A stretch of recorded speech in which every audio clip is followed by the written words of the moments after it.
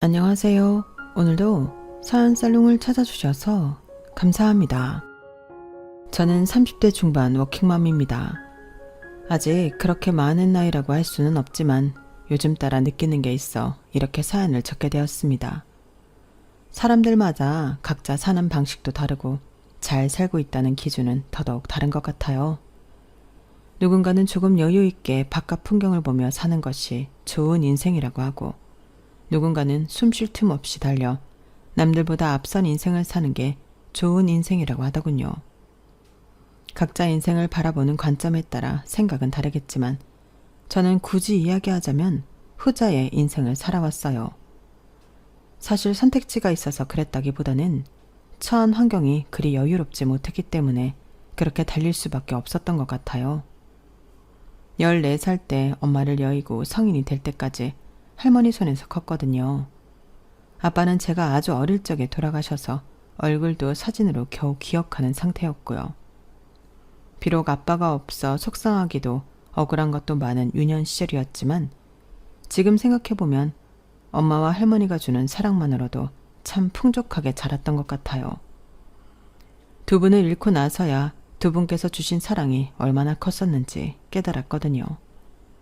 엄마가 돌아가시고 혼자서 저를 키우느라 고생하신 할머니를 위해 고등학교를 졸업하자마자 취업 전선에 뛰어들기 위해서 상업고등학교에 들어갔어요. 하루라도 빨리 돈을 벌어 할머니의 짐을 덜고 효도하고 싶은 마음에 고등학교 졸업을 앞두고 바로 식품회사 공장 생산직으로 입사했어요. 포장, 조리보조 등 현장 업무 배우며 일하기 시작했고, 처음 해보는 일이 힘들긴 했지만 매달 생활비 걱정 없이 일할 수 있다는 게 참 좋아서 열심히 했죠. 아유, 내가 손주가 사주는 밥을 다 먹어보네.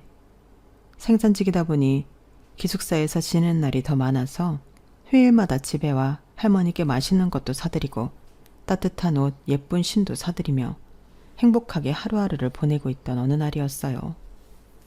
휴일에 집에 오는 날이면 늘 마중 나와 계시던 할머니가 웬일로 안 나와 계시더라고요. 집에 들어가 보니 썰렁하고 조용해서 뭔가 불안한 마음이 들었어요. 사람 촉이라는 게 있잖아요. 안방문을 열어보니 조용히 눈을 감고 누워 계신 할머니께서 숨을 쉬지 않고 계셨어요. 할머니, 저 왔어요. 오늘도 할머니 드리려고 맛있는 거 많이 사왔는데 눈 좀 떠보세요. 그날 할머니를 붙잡고 얼마나 울었는지 모르겠어요.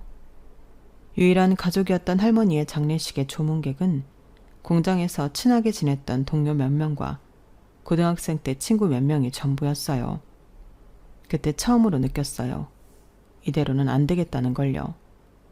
공장에서는 이미 일을 잘하는 걸로 알려져 있었지만 거기서 만족하면 안 되겠다는 생각이 들더군요.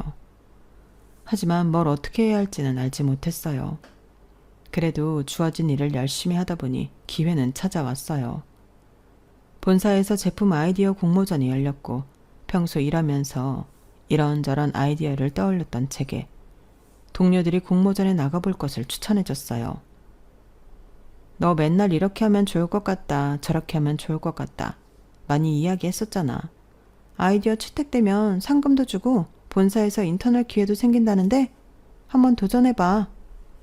처음에는 에이, 그래도 내가 어떻게 되겠어 싶었지만 막상 준비하다 보니 모든 걸 갈아넣게 되더라고요. 정말 후회가 없을 정도로 열심히 준비했는데 그 결과가 정말 그대로 돌아올 줄은 상상도 못했어요. 세진아, 봤어? 대상에 네 이름이 있어. 뭐라고? 상금도 상금이었지만 대상에는 본사에서 상품기획팀으로 3개월간 인턴을 해볼 수 있는 기회가 주어졌어요. 인턴 기간이 끝나면 성과 평가를 통해 계약직으로 전환할 수 있는 가능성도 있었죠. 저처럼 고등학교만 졸업한 사람에겐 더 없는 기회였어요. 그때부터 미친 듯이 달렸던 것 같아요. 인턴 3개월을 3년 쓰듯이 잠까지 줄여가며 열심히 살았어요. 고작 3개월짜리 인턴이라 중대한 업무가 주어지지는 않았지만 맡은 걸 최대한 완벽하게 해내려고 노력했죠. 그 결과 인턴 기간이 끝나기 전 계약직 사원으로 전환 권유가 왔어요. 세진 씨 생산직에서도 업무 평가가 좋던데 사실 그게 사무직에 적응하는 거랑은 별개의 일이거든요. 그런데 현장 경험을 살린 기획 아이디어로 실무 적응도도 높고 내부 성과 평가에서도 우수한 평가가 나와서 다음 달부로 계약직 전환이 가능해요. 앞으로도 실적으로 보여주세요. 기쁘긴 했지만 처음에는 힘들었어요. 대부분 저를 바라보는 시선이 현장 출신이 사무직 와서 얼마나 버티나 보자 식이었거든요. 남들보다 훨씬 어린 나이에 공모전 입상으로 시작한 사회생활이라 사내에서 은근히 무시도 받고 차별도 받았지만 개의치 않았어요. 일만 잘하면 언젠가 모두가 인정해줄 날이 오겠지 싶었거든요. 학벌 없이 시작한 사회생활이라 죽어라 이래도 저보다 늦은 나이에 들어온 대졸자들에 비해 정규직 전환도 느리고 승진도 한참 더뎠거든요. 그래도 워낙 어린 나이에 시작한 덕인지 나이 앞자리가 3으로 바뀌면서 드디어 꿈에 그리던 과장을 달게 되었어요. 사내 최연소 과장이 되고 나서야 주변에서 슬슬 인정해주는 느낌이 들더군요. 학벌은 없어도 실무에서 빛을 발하는 실무자로 평가받으면서 사내에서 어느 정도 입지가 있는 이미지가 됐어요. 그때쯤 저는 남편과 결혼을 앞두고 있었어요. 남편은 저보다 나이가 3살 많았고 둘 다 대리였던 시절부터 알고 지냈어요. 옆부서다 보니 크게 접점은 없었지만 인사는 서로 하고 지내는 정도였어요. 처음 제대로 서로 말을 주고 받아본 건 제가 사원에서 대리로 첫 승진을 하며 정규직으로 전환이 되었을 때였어요. 와, 생산직에서 정규직까지 전환되는 사례는 정말 처음 보는데요.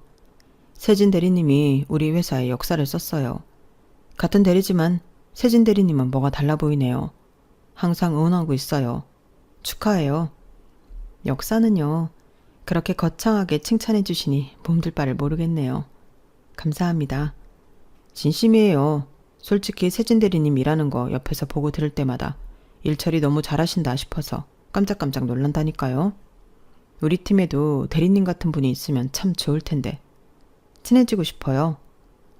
어떻게든 인정받고 정규직이 되고 싶어 힘들게 달리던 중 처음으로 받아본 따뜻한 응원과 진심 어린 존중이었어요. 그동안 저도 내심 외로웠던 모양인지 친해지고 싶다는 그 한마디에 마법처럼 마음이 열리더라고요. 그때부터 남편과 친한 동료로 지내면서 개인적인 시간을 함께 보내기 시작했어요. 남편은 늘 제 성과를 칭찬하면서 일하는 방식을 배우고 싶어 했어요. 처음엔 본능적으로 경계가 됐지만 그 사람의 일방적이고 꾸준한 존경 어린 눈빛이 제 마음을 결국 약하게 만들었던 것 같아요. 업무상 난처한 일이 생길 때마다 저도 모르게 도와주며 일을 알려주고 있었죠. 와, 어떻게 이렇게까지 꼼꼼하게 해요? 나는 알려줘도 못하겠다. 나 진짜 대리님이 우리 회사에서 제일 존경스럽다니까요. 진짜 크게 될 사람이야. 어떻게든 일을 배우려던 그 사람의 태도가 부담스러우면서도 좋았는데 오히려 일을 알려줄수록 못하겠다며 뒷걸음질 치면서 저만 추켜 세우더군요. 그때는 가족을 다 잃고 혼자 살던 때기도 했고 가깝게 지내던 사람도 남편뿐이라 껍데기뿐인 칭찬이어도 인정받고 존중받는 그 느낌이 참 좋았던 것 같아요. 결과적으로 제가 아이디어를 도왔던 프로젝트가 성공을 거두면서 그 사람은 승진하게 됐어요. 4년제 좋은 대학을 졸업한 사람이고 인사평가도 좋던 사람이 성과까지 제대로 내버리니 승진을 안 시킬 이유가 없었죠. 그때 저는 그 프로젝트를 도우며 남편과 정이 들어 연애를 시작할 때라 다 좋게 생각했어요. 자기야, 나 과장 됐어. 다 당신 덕분이야. 당신 아니었으면 이 프로젝트는 해내지도 못했을 텐데 너무 고맙고 사랑해. 잘 됐다. 나도 사랑해. 너무 축하해. 사랑하던 사람이 잘 된 거니 진심으로 기뻤지만 마음 한켠으론 씁쓸했어요. 남편보다 입사도 빨랐고 대리로 보낸 시간도 길었는데 아무리 성과를 차분히 쌓아올려도 저는 도저히 승진할 기미가 보이지 않았거든요. 그때부터 뭔가 더 초조했던 것 같아요.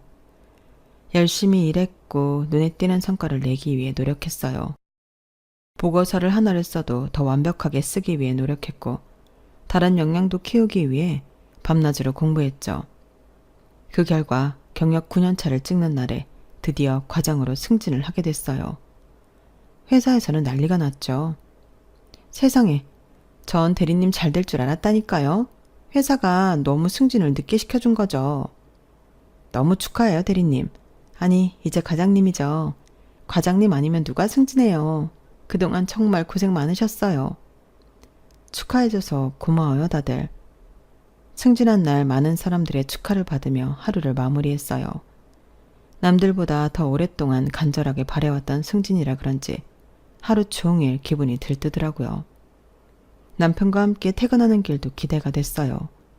그런데 들떠있는 저와는 조금 달리 남편은 어딘가 착 가라앉아 있더라고요.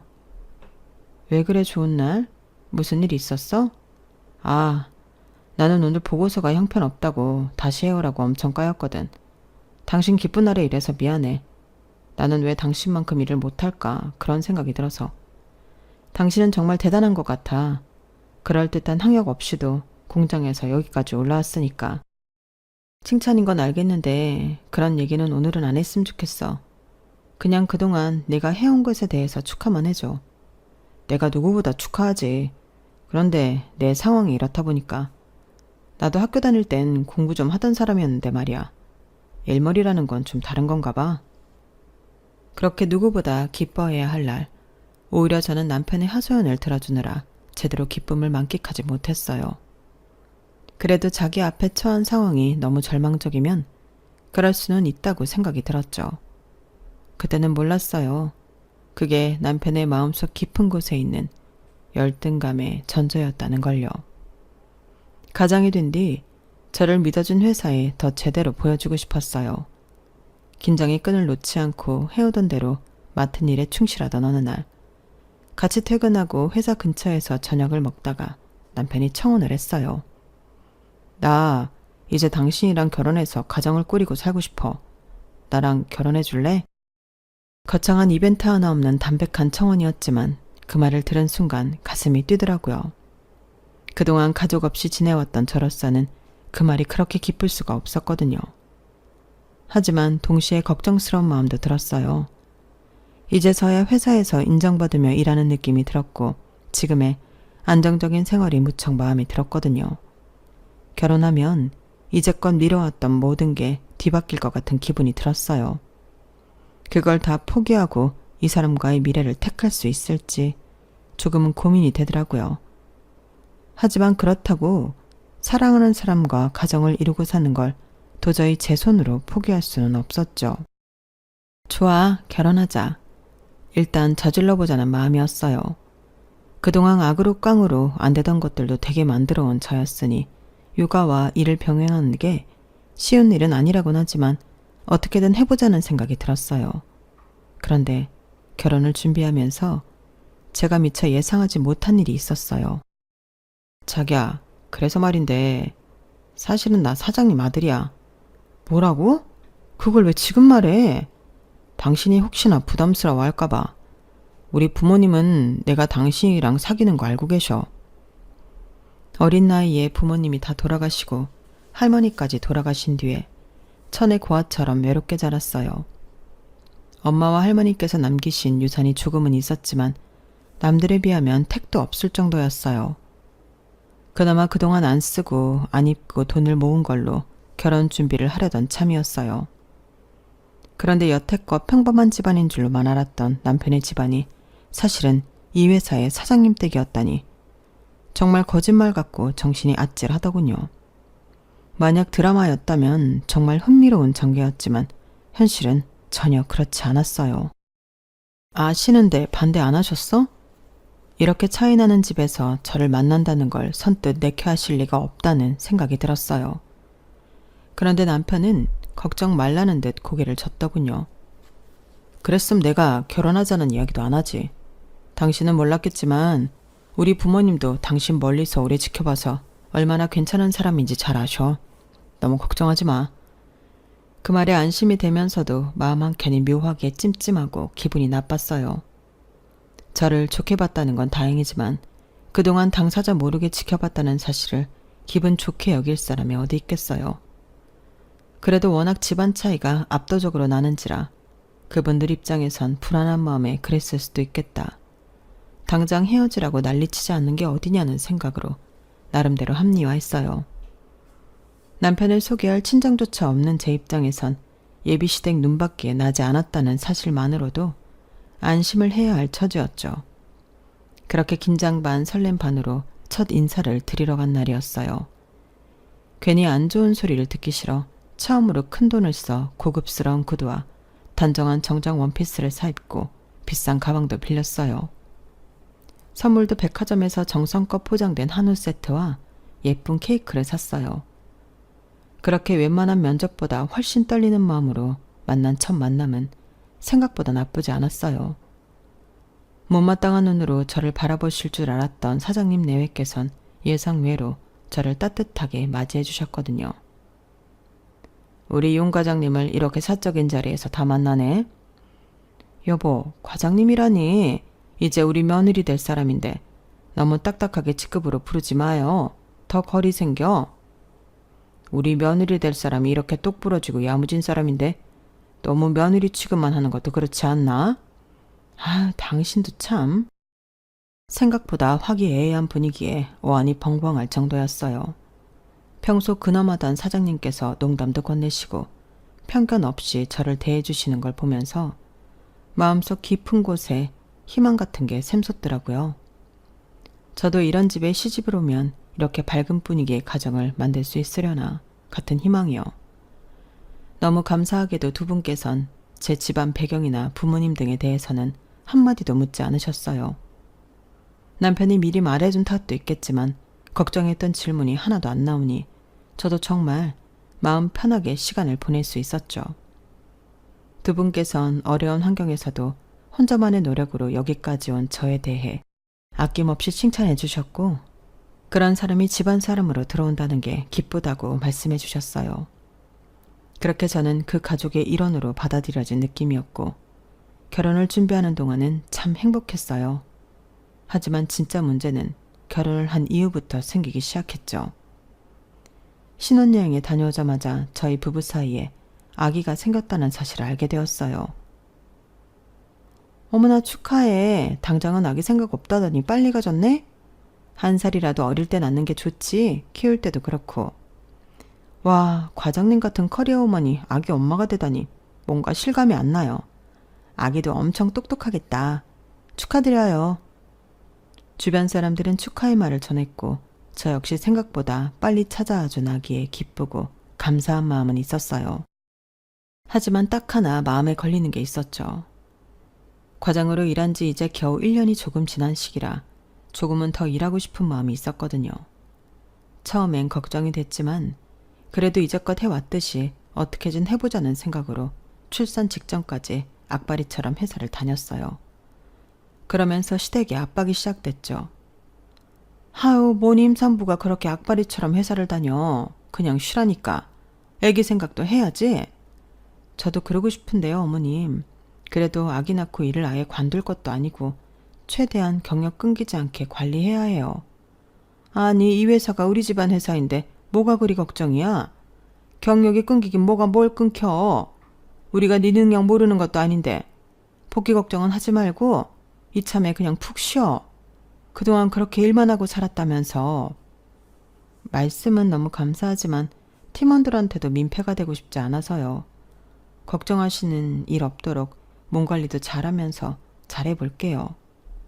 처음에는 걱정으로 시작되었던 잔소리가 점점 저를 짓누르는 말로 날카로워지기 시작했어요. 아, 뭔 기집애가 저렇게 욕심이 많은지 애도 저렇게 욕심 많게 태어나는 거 아닌가 몰라. 욕심이 아니라 악발이지. 저건 지 시애비가 책임지고 복직시켜주겠다는데도 저러는 이유가 뭔지. 이래서 너무 어렵게 자란 애들은 근성이 질기다니까. 저에게 대놓고 말하진 않았지만 잠시 자리를 비웠다가 돌아올 때쯤 들으라는 식으로 은근히 욕을 흘리시더군요. 몇 번은 우연인 줄 알았지만 계속 반복되니 일부러 그런다는 확신이 들었어요. 그래서 한 번은 똑바로 말씀드렸죠.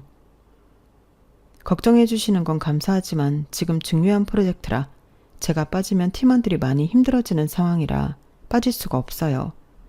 이 일까지는 마무리하고 쉬기로 팀원들이랑 약속해 놓은 것도 있고요.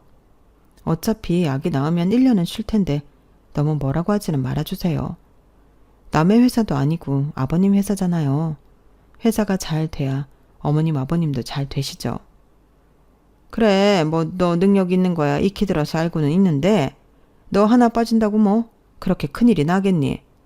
마치 너 나가면 큰일 날 것처럼 그러는데 너만한 인재는 또 있어. 우리가 누구 좋으라고 이래? 너랑 네 뱃속에 있는 네 아들 좋으라고 다 이러는 거 아니겠니? 아무리 시대가 변했어도 애 엄마는 애 엄마야. 뱃속에 애가 있는 이상 애기가 최우선이 되어야지. 여보, 당신 인력심 있는 거 너무 좋고 그런 모습에 또 반한 거기도 하지만 엄마 아빠가 저렇게까지 말씀하시는데 한번 생각해보면 안 돼? 우리도 이왕이면 우리 아들 건강하게 태어나는 게 좋잖아. 당신 지금 야근의 일에 치여서 받는 스트레스가 애한테 안 좋은 영향 미치면 어떡해? 당신까지 왜 그래? 난 일로는 스트레스 안 받아. 지금 일하는 식구들 때문에 스트레스 받는 거지. 가만히 나 응원해주면 애한테 안 좋은 영향 미칠 일 없어. 어머 쟤 말하는 것 좀 봐. 얘, 너 아무리 그래도 무슨 말을 그렇게 하니? 네가 식구들 없이 자라서 이 정도 잔소리에 면역력이 없는가 본데 원래 식구들끼리는 서로 걱정하고 안타까워하고 하면서 잔소리도 좀 하고 듣고 하는 거야. 다 너 생각하는 말인데 고모하기는커녕 뭐? 스트레스? 여보, 그만해. 그래 며느라, 우린 분명히 네가 일 그만두고 아이한테 전념하면 네 복직은 걱정도 말라고 했는데 시부모 말 안 듣고 기어이 끝까지 일한 건 너다. 알겠니? 나중에 딴소리하면서 우리 원망하면 안 된다. 네, 아버님. 걱정하시는 마음 너무 이해하지만 최대한 제 경력은 지키고 싶어요. 이해해 주시면 감사하겠습니다. 시아버지가 회사 사장이라고 하면 다들 부러워하겠지만 현실은 전혀 그렇지 않더군요. 안 그래도 불편한 시댁이 더 가시방석이 되는 기분이었어요. 제 회사 생활이 시댁에도 어느 정도 걸려있다고 생각하면 사회생활을 시댁에서까지 해야 하더라고요. 분해도 저에겐 너무나 힘들게 쌓아올린 직책이었기 때문에 맡은 바 최선을 다하고 싶다는 생각뿐이었어요. 그렇게 저는 퇴근하는 길에 갑자기 시작된 복통으로 예정일보다 2주 빠른 시기에 아이를 조산하게 됐어요. 아이를 낳을 때는 고통에 정신이 너무 없어서 아무 말도 안 들리고 아무 생각도 안 들었는데 조금 정신이 들고 예쁜 아들을 품에 안아보니 그제서야 실감이 나더라고요. 드디어 제가 아이 엄마가 되었다는 사실이요. 그 조그만 손이 제 손가락을 감아오는데 얼마나 벅차든지. 한 번도 살면서 성취감 외에 다른 벅찬 기쁨을 느껴보지 못했던 저에게는 난생 처음 느껴보는 감정이었어요. 조리원에서 아이를 낳고 나서 찾아오는 생각보다 많은 몸의 변화들을 견디고 적응하면서도 아이를 만나는 시간만큼은 정말 행복했죠. 하지만 제 기쁨이 그렇게 짧게 끝나버릴 줄은 몰랐어요. 아이를 데리고 조리원 퇴소를 하면서 새로운 가정에 대한 꿈에 부풀어 있는데 떡하니 집에 와 계신 시부모님 때문에 심장이 차가워지는 기분이었거든요. 왔니? 당분간 같이 지내려고 왔다. 네? 같이 지내신다고요? 그럼 그 조그만 애를 혼자 볼 생각했니? 친정도 없으면서 혼자서 뭐 어떻게 하려고? 아이 아빠가 육아휴직 쓰고 2달은 같이 봐준다고 했어요. 괜찮아요. 아 여보, 그게 말인데 아빠가 육아휴직은 쓰지 말라고 하셔서. 뭐? 사내 자식의 육아휴직은 무슨 육아휴직이야? 안 그래도 이 녀석 내 아들인 거 아는 인간들은 회사에서 쓰군쓰군 대는데 육아휴직까지 쓰게 하면 네 남편 낙하산이라는 소문에 불 지필 일 있어? 쭉쭉 승진해서 사장 자리까지 자연스럽게 가려면 애 키울 시간이 어딨어? 육아는 내가 도울 테니 당분간은 남편 찾지 마라. 어이없고 황당한 소식에 말문이 막히더라고요. 그렇게 얼떨떨하게 시어머니와 당분간 같이 지내게 됐어요. 본격적으로 육아를 시작해보니 생각보다 혼자서 할 수 있는 일이 많지 않더라고요. 잠시도 아이를 떨어뜨려 놓을 수 없는 상황에서 틈틈이 다른 일도 해야 하니 여간 곤란한 게 아니었어요. 육아를 돕겠다던 어머님이 해주시는 거라곤 고작 잠깐 화장실 다녀올 때 아이 봐주기, 아이 재울 때 배달음식 시켜주기 정도가 전부였지만 그거라도 도와주는 사람이 없으면 너무 힘들어질 것 같았어요. 하지만 도와주시면서도 잔소리가 너무 심해 차라리 없었으면 싶을 때도 있었죠. 아우, 이건 또 내가 치워야겠어. 애 좀 내려놓는다고 안 죽는다, 안 죽어. 애 핑계로 시애미 가정부 시킬 생각 말고 좀 일어나서 치워라. 어? 어머니 잠시만요. 애가 너무 칭얼거려서 진정시키고 치울 테니까 그냥 두세요. 됐다. 그럼 어느 세월에다 치우니? 내가 없었으면 어쩔 뻔했어. 내가 치워준다, 치워줘. 얘, 화장실에 왜 이렇게 오래 있어? 늙은 시애미 손목 부러뜨리려고 그러냐? 팔 아파 죽겠다. 네, 어머님, 속이 안 좋아서 곧 나갈게요. 너 빨래를 왜 이렇게 쌓아놔? 애 것만 빨고 남편은 전혀 챙기지를 않네. 이래도 돼? 애기 재우고 할게요, 어머님. 너무 큰 소리 내시면 애기 재우기 힘들어요. 뭐? 지금 나보고 조용히 하라는 거야? 너 우리 아들 밥도 맨날 배달음식 시키고 그러는 거 아니야. 오늘부터 너 밥하는 동안 내가 애 재울 테니까 장도 보고 저녁밥은 직접 지어라. 육아 도와준답시고 오셔서는 시집살이를 시켜버리니 정말 미치겠더라고요. 어머님은 그런 식으로 100일 동안 옆에서 내내 시댁살이를 시키셨어요. 아이가 통잠을 자게 될 때쯤, 아이가 통잠을 잔다는 사실보다 이제 어머님을 떼어낼 핑계가 생겼다는 사실에 더 기뻤을 정도였으니까요. 어머님, 이제 아이가 통잠을 자서 어머님 도움은 괜찮을 것 같아요.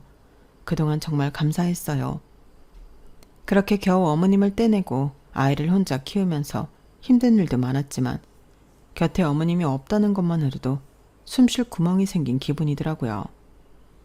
아이 둘이 지나고 슬슬 육아휴직을 끝내고 복직을 해야겠다는 생각이 들어 남편에게 이야기했어요. 여보, 이제부터 시터 좀 알아봐야 할 것 같아. 괜찮은 사람 구하려면 시간이 좀 걸릴 것 같아서. 뭐? 시터라니? 우리 애를 시터한테 맡겨? 그럼 어떡해. 나도 복직 준비해야 하는데. 아니, 이렇게 어린애를 남의 손에 맡기고 회사를 가겠다고? 무슨 복직을 그렇게 급하게 해. 어차피 우리 아빠 회사잖아. 아버님 회사라고 해도 자리를 너무 오래 비우면 나도 일하는 감각이 떨어지잖아. 다시 적응하는 시간도 필요하고. 이건 엄마 아빠랑 다시 얘기해보자. 난 남의 손에 우리 애 키우기 싫어. 당신도 내가 일하는 모습이 보기 좋다며. 늘 응원하고 격려해주던 거 아니었어? 그건 당신이 애 엄마가 아니었을 때 얘기지. 결혼하고 애 가졌으면 당연히 가정에 충실해야 하는 거 아니야? 그때 머리를 얻어맞은 것 같은 충격이 들었어요. 남편은 곧바로 쪼르르 달려가 시부모에게 제 이야기를 전했더군요. 분노한 시부모님이 그날 저녁 바로 집으로 찾아오셨어요. 너 대체 무슨 소리냐? 복직은 무슨 복직? 애 돌진한 지 얼마나 됐다고? 너 일 안 하면 누가 쫓아오기라도 한다니? 시아버지가 편히 봐주겠다는데 왜 이래? 육아휴직을 적어도 2년을 써야지. 누가 1년 만에 복직을 해? 그러다 잘리는 여직원들을 워낙 여러 봐서요. 편히 봐주시는 건 감사하지만 괜히 제가 불안해서 그래요. 웃기는 소리 하지 마라. 이 악바리 같은 게 어딜 귀한 남의 집 손주 놔두고 일타령이야? 그렇게 좋아하는 일 다시는 못하게 해주랴? 그래요, 여보. 차라리 그게 낫겠네. 너 그나마 받고 있던 육아휴직 급여라도 마저 받고 싶으면 까불지 말어. 회사에서 다들 인정해주고 치켜 세워주니 진짜 자기가 뭐라도 된 줄 아나 본데 이런 애들은 집안일 하면서 기가 좀 꺾여 봐야 돼. 너 아주 애까지 낳고도 정신머리가 딴 데가 있는 거 보니까 아예 딴 생각 못하게 해줘야겠구나. 여보, 우리 집안 며느리가 장소는 안 키우고 일한답시고 밖으로 놔두는 꼴 볼 수 있겠어요? 다른 건 몰라도 내가 그 꼴은 못 보지. 원래 하던 일 하겠다고 하는 건데 왜 제가 이런 소리까지 들어야 하는 건지 정말 분하고 억울했지만 설마 싶은 마음도 있었어요. 회사에 득이 됐으면 득이 됐지 실이 되는 직원도 아니라고 생각했거든요. 하지만 이 집안에 며느리로 들어온 순간 저는 유능한 사원이 아닌 그저 며느리일 뿐이었던 모양이었어요. 복직 신청을 했지만 거부당했고 그대로 공고사직을 당했어요. 우리도 과장님이랑 다시 일할 날만을 기다렸는데 아무래도 위에서 힘을 쓰신 모양이에요. 나도 이야기 많이 해봤는데 도저히 안 먹히더라고. 못 도와줘서 미안해요. 정말 어이없고 기가 막혔지만 그래, 내가 여기밖에 못 다니겠나 싶어 같은 업계의 다른 회사에도 이력서를 넣었지만 번번이 떨어졌어요. 아니 과장님, 그 정도 스펙인데 떨어진다고요? 이것도 사장님께서 손 쓰신 거 아니에요? 같은 업계니까 지인이 많을 거 아니에요.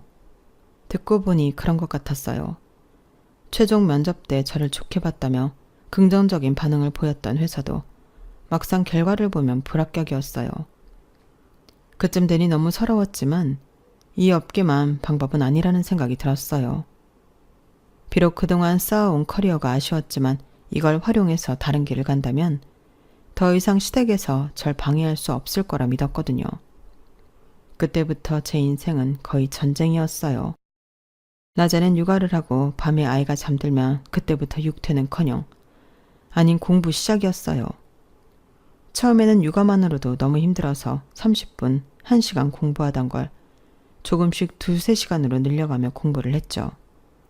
그렇게 1년을 조금 넘게 시간을 쪼개가며 새 출발에 필요한 자격증을 따고 국비지원 과정도 수료하면서 이직 준비를 마쳤어요.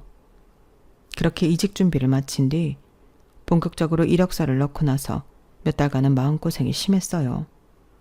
제 나름대로 아무리 준비를 마쳤다지만 경력 공백도 있고 관련 경력이 아니니 된다는 보장이 없었죠. 그래도 뽑아준다면 잘 해낼 자신은 있었어요.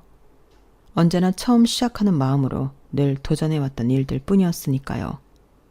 이런 제 포부를 알아줬는지 뽑힐 거라고는 생각도 못했던 대기업에서 연락이 왔어요. 공장 출신에서 과장까지 달았다니 저희도 실무 능력이 뛰어난 사람이 필요하거든요.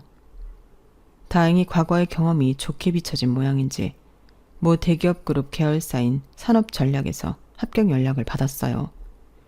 제가 준비하던 일이 감사일이라 협력사 감사 및 리스크 평가 부서로 배정을 받았죠. 열심히 준비는 했지만 모든 게 처음인 부서라 떨리는 마음으로 출근했어요. 그런데 사람 일은 한치 앞을 모른다는 게 바로 이럴 때 쓰는구나 알게 됐어요. 긴장되는 첫 출근날 부서 사람들과 간단히 인사를 나누고 점심시간이 되었을 쯤이었어요. 갑자기 회장님께서 저를 보러 내려오셨다고 하더라고요. 작은 회사도 아니고 이런 기업에서 이제 막 입사한 말단 사원을 직접 보러 오신다는 게 절대 흔한 일이 아니라 너무 당황스러웠어요. 팀원들도 수군댔고요. 윤세진 과장 반가워요. 처음 뵙겠습니다, 회장님. 회장님은 제게 업무에 필요한 간단한 질문을 몇 개 던지시더니 뭔가 더 할 말씀이 있으신 듯 머뭇거리셨어요. 그러더니 품속에서 사진 하나를 꺼내서 제게 내미시더군요. 혹시 이 여자를 알아보시겠습니까? 아주 오래된 사진 속엔 직원 몇 명이 한 사무실에 모여 단란하게 찍은 모습이 있었어요. 그 안에 젊은 회장님과 옆에 있는 여성분이 눈에 띄더군요. 너무 어리고 애떼어 보여 순간 못 알아볼 뻔했지만 틀림없는 엄마였어요. 엄마? 저희 엄마예요, 회장님. 저희 엄마랑 아는 사이세요? 역시 내가 그럴 줄 알았다니까. 어렸을 때 몇 번 만났었는데 기억은 안 나는군요. 하긴 너무 옛날이고 나는 변했으니까. 어릴 때 얼굴 그대로라 알아봤습니다. 그때부터 회장님이 해주시는 이야기에 정말 눈이 휘둥그레질 수밖에 없었어요. 창업 10년 차쯤 IMF 여파와 납품처 대량 해지로 자금 유동성 위기가 왔고 내부 비리와 매출 허위 보고로 인해 세무조사 위기가 찾아왔다고 했어요. 회장님은 당시 대표이사 직급이었고 외부 감사기관과 세무조사 직전에 내부 정리가 시급한 상황이었다고 하셨죠. 그때 발벗고 나선 게 윤 과장 엄마인 정혜림 씨였어요. 전산 매출 조작건을 내부에서 먼저 적발했는데 직원들이 다들 숨기려고 할 때 상부의 허위 기자를 밝히고 스스로 경고장을 받았죠. 그때 혜림 씨가 아니었다면 회사가 그 큰 위기를 넘기지 못했을 겁니다. 세무조사에서 벌금은 최소화되었고 거래도 유지되었거든요. 그 후부터 믿을 건 그 사람뿐이라는 생각에 비서실 소속으로 승진시켜 오래 데리고 있었는데 아이를 가지면서 결국은 퇴사를 하게 됐죠. 소식이 궁금해서 연락하면 회사에 가끔 딸을 데리고 오기도 했는데 언젠가부터 연락이 아예 끊겨버렸죠. 아이가 좀 크면 다시 곁에 두고 같이 일을 하고 싶었는데 말이죠. 회장님은 엄마 소식을 궁금해하셨고 제가 살아온 이야기를 듣고는 낙심하셨어요. 혜림 씨가 그만둔 후로 능력 있는 여사원들이 아이 때문에 일을 못하는 게 싫어. 적어도 우리 회사만큼은 경력 단절 여성들도 적극적으로 채용하는 추세였는데 그렇게 뽑은 게 혜림 씨의 딸이었다니 이거 참 신기한 인연이네요. 혜림 씨에게 받은 것들을 이제라도 갚고 싶군요. 회장님께서는 회사 생활을 하면서 제게 원하는 게 있으면 언제든 말하라고 하셨어요. 저는 다른 도움은 필요 없었지만 문득 일을 하던 중 감사 대상 리스트에 올라와 있던 시댁 회사의 이름을 보게 되었어요. 그걸 이야기하니 회장님께서는 팀장님께 직접 지시를 내려주셨죠. 이 건은 윤 과장이 맡아주게. 감사는 철저하게 진행했어요. 현장 실사, 계약서 분석, 거래서 명세 추적까지 꼼꼼하게 감사한 결과 그 회사는 이미 여러모로 부실한 점이 있더군요. 유통기한 스티커를 재활용하거나 품질관리 일지를 허위로 조작하고 원재료 출고량을 허위 보고하는 등 대충 얼버무릴 수준이 아니었죠. 그중 일부는 제가 과거 그 회사에서 기획 일을 맡아 진행할 때도 느낌적으로 뭔가 이상하다고 여기던 것도 있었어요. 그땐 시댁 식구들 회사고 설마 하는 느낌에 모른 척 넘어갔던 것들이 다 꼬리에 꼬리를 물고 밟히더군요. 감사 보고서는 비서실을 통해 회장님께 직접 전달되었고 불과 3일 뒤 공식 발표가 났습니다. 땡땡 F&B와의 납품 계약을 전면 해지하겠습니다. 회사의 계약 해지 발표 후 금융권은 바로 대출 조건을 철회했고 식약처 민원조사와 세무조사도 동시에 들어갔습니다. 공장은 잠시 가동을 멈추고 직원의 30%가 권고사직 대상이 되었죠. 그 중심에 제가 있다는 사실을 시댁에서 알아채는 데까지 오래 걸리진 않았습니다. 네 짓이야? 어떻게 같은 식구끼리 이런 짓을 해? 한때 네가 몸담고 있던 회사야? 불쌍한 애를 머리 좋다는 이유로 걷어줬더니 이런 식으로 뒤통수를 쳐? 아니요. 걷어주기는커녕 고분고분하지 못하다는 이유로 짓밟으려고 하셨잖아요. 그동안 열심히 쌓아놓은 커리어 다 버리고 불안한 마음으로 부딪혀서 일어선 건 저 스스로의 힘이었어요. 그 열정과 능력을 실컷 이용만 하다가 버린 건 아버님 어머님이죠. 전 더 이상 그 회사가 제 식구 회사라고 생각하지 않아요. 제 편 한번 들어주지 않는 남보다 못한 식구랑 남은 인생을 함께할 생각은 없거든요. 여보, 그게 무슨 소리야? 지금 나랑 갈라서기라도 하겠다는 거야? 그래야지. 날 이용한 건 당신도 마찬가지야. 필요할 땐 내 능력 이용해서 승진하고 일하는 노하우도 다 배워갔으면서 애 낳으니까 집에서 애나 보라고? 내가 볼 땐 둘 중에 집에서 일해야 하는 건 당신 쪽인 것 같은데? 뭐라고? 지금 말 다 했어? 그러니까 더 쪽팔리고 싶지 않으면 이만 나 놔주는 게 좋을 거야. 당신이 그렇게 잘났으면 당신 힘으로 회사 위기 극복해봐. 나는 당신 식구들이 그렇게 걱정하는 우리 아이 데려가서 내 힘으로 잘 키울 테니까. 그 길로 남편과는 이혼을 했어요. 남편 회사는 결국 위기를 극복하지 못하고 무너지더군요. 그 이후로는 어떻게 지내고 있는지 모르겠지만 아이를 보러 올 여유도 없는지 연락은 아예 끊어졌어요. 차라리 속이 시원할 지경이었죠. 회장님께서는 이 공을 높게 사 제가 근무하는 환경을 보다 자유롭게 만들어주어 아이 키우며 일하는 데 수월하게끔 도와주셨어요. 이미 입소가 끝난 사내 어린이집에 제 아이가 중도 입소할 수 있게 힘써주셨고 근무 시간도 유동적으로 쓸 수 있게 해주셨죠. 덕분에 육아와 일, 두 가지를 다 놓치지 않고 해낼 수 있게 되었어요. 그런 배려에도 절대 쉬운 일은 아니었지만 예전처럼 시댁에 무시당하고 앞길이 막혀 다시는 혼자 힘으로 아무것도 하지 못할 것 같다는 절망에 빠져 있을 때보다는 훨씬 낫더라고요. 누군가의 아내로 누군가의 며느리로 사는 것도 충분히 좋은 경험이었다고 생각하지만 이제는 알아요.